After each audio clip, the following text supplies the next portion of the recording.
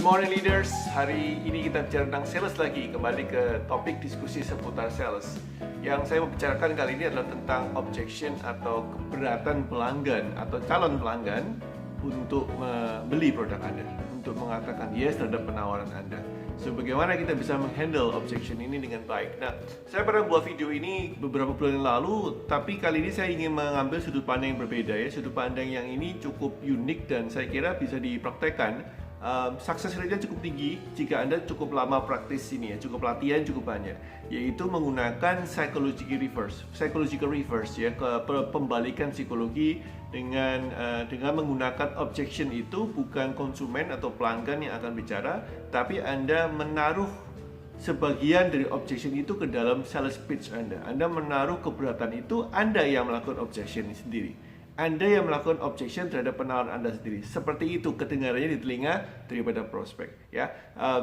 Psychological reverse ini basically seperti ini ya. Jadi kalau ada orang yang jahat dan memang orang itu jahat, Anda bisa contohkan misalkan ada orang jahat, kemudian orang jahat itu bilang kepada Anda yang sebagai konsumen ya, orang jahat ini yang sebagai sales misalkan, Anda bilang sama yang orang jahat itu bilang kepada Anda, Mas atau Bu atau Pak, saya ini orang jahat ya, betul nggak? Apakah menurut Anda saya jahat? Nah, ketika Anda mendengar kalimat seperti ini, betul nggak saya jahat?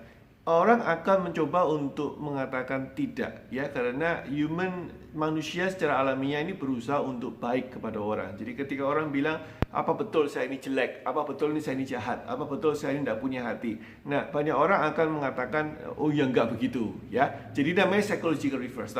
Tapi sebetulnya saya kurang cocok dengan kalimat ini karena kesannya seperti manipulatif, kesannya seperti memanipulasi prospek. Saya lebih suka adalah membuat sales pitch atau proses penjualan Anda itu mengandung unsur objection. Jadi secara strategis Anda mendesain sales pitch itu berarti cara Anda menjual, teks ya, sales script Anda itu mengandung keberatan. Jadi kalau biasanya orang menaruh sales pitch itu sempurna, kemudian dia menunggu prospek memberikan keberatan, kali ini dibalik prosesnya. Jadi Anda menaruh keberatan itu ke dalam proses penjualan Anda. Ya, saya ulangi lagi ya. Secara strategis Anda menaruh benih-benih keberatan itu ke dalam proses penjualan Anda.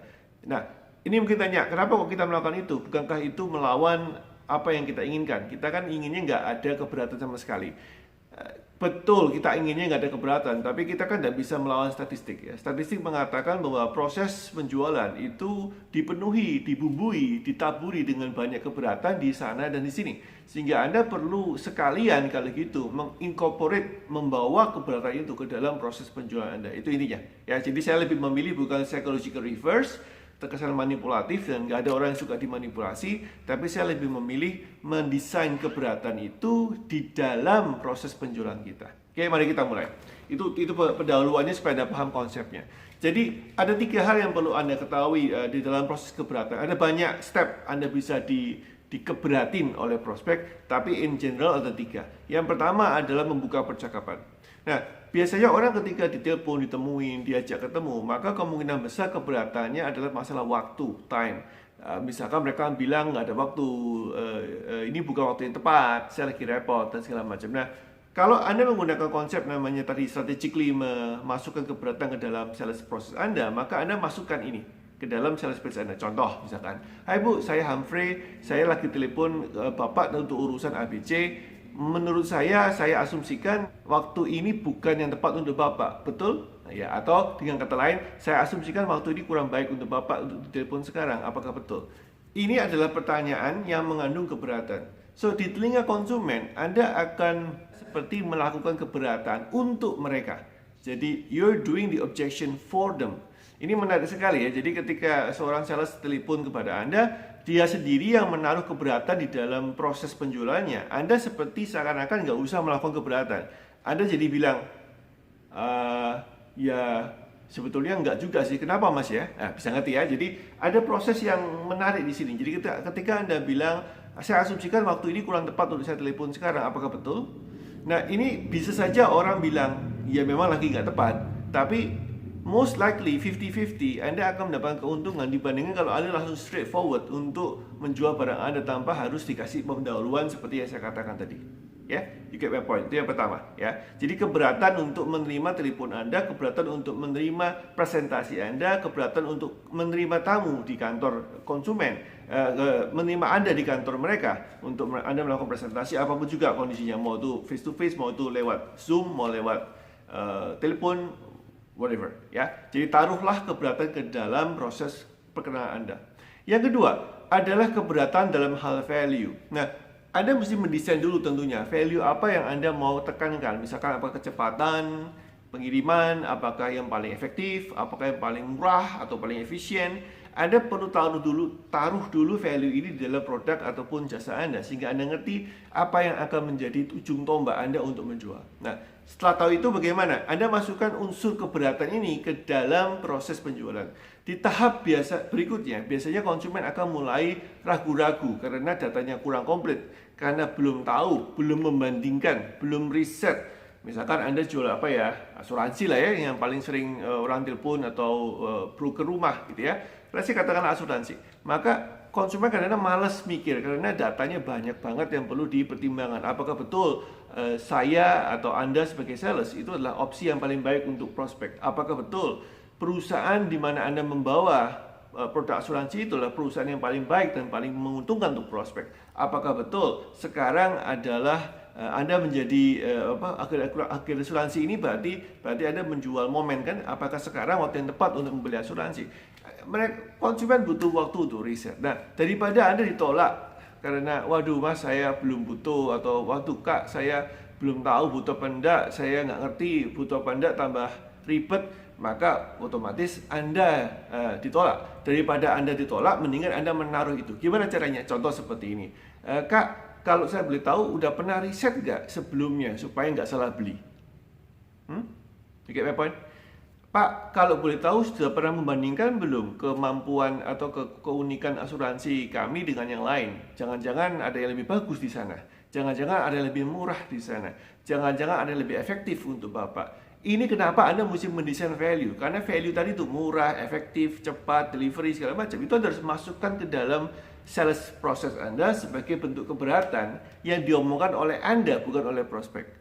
Oke? So, ketika prospek mendengar ini, mereka akan mempertimbangkan dua hal. Satu, ya saya belum riset.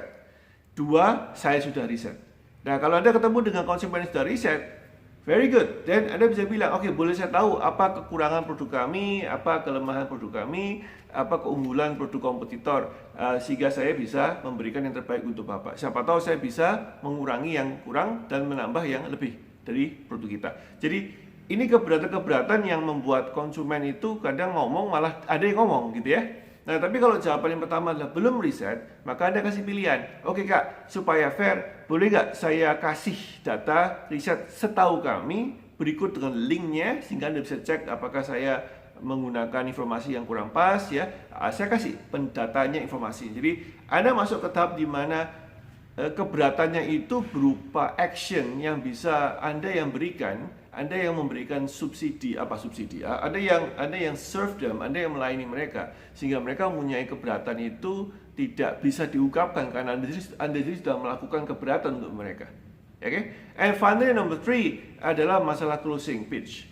Nah, orang bisa bilang tidak, walaupun Anda sudah melakukan yang pertama dan kedua, tetap ada keberatan. Ingat ya, bahwa rasionya mengatakan Anda harus melalui proses 5-7 kali penolakan baru prospek mengatakan yes.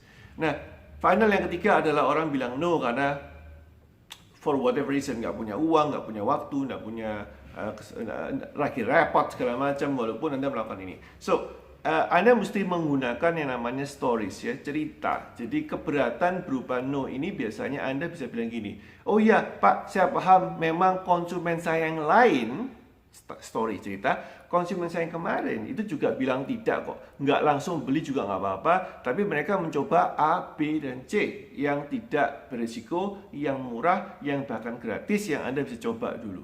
Ya, ini adalah sebuah story di mana Anda memberikan sebuah pembanding bahwa oh iya betul kok, Anda nggak sendirian. Tempat lain juga, orang lain juga menolak tidak langsung beli, tapi mereka nyoba yang A, B, C. Nah, ketika orang mendapatkan pilihan seperti itu, orang baru tanya, loh yang lain itu nyoba apa gitu ya? Atau apa itu A, B, C?